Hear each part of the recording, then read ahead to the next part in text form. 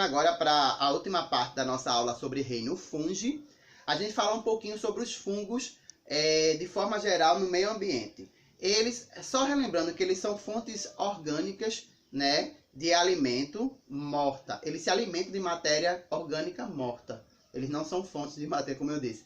Eles se alimentam de alimento, de fonte de matéria orgânica morta. E também existe dos que se alimentam, né, eles absorvem matéria orgânica viva, né, que são os fungos causadores de doenças, certo?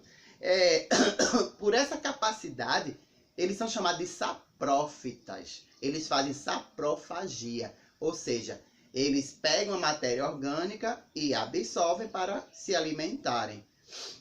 Vamos falar um pouquinho dos fungos que provocam doenças, certo? A gente conhece alguns, né? Principalmente na espécie humana, como o pé de atleta, que é aquela frieira, aquela coceirinha que a gente tem pessoas que dizem que é uma coceirinha gostosa entre os dedos, que aquilo ali é provocado mais quando a gente não faz, enxuga bem os dedinhos quando a gente toma um banho, ou quando a gente está com calçado molhado. Aí, como é um ambiente úmido, é um ambiente ideal para esses fungos se proliferarem.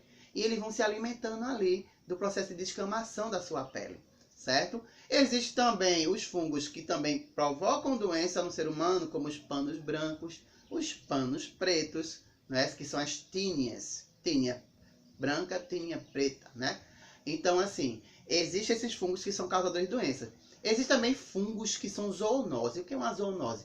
É uma doença que é passada do animal para o ser humano.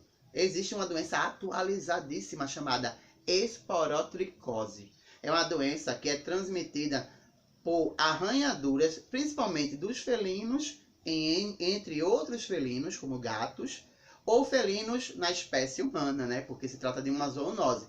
Então, esses fungos são fungos saprófitas que se alimentam do tecido, da pele, né? E é uma doença muito séria.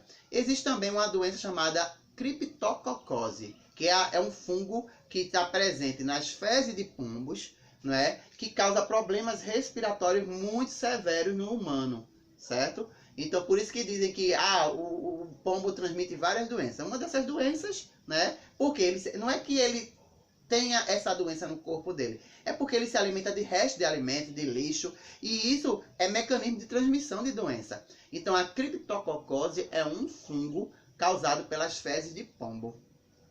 Existem outras doenças também, como a ferrugem, que atinge os vegetais, que é uma mancha verde que dá nas folhas, certo? Existe a ferrugem também.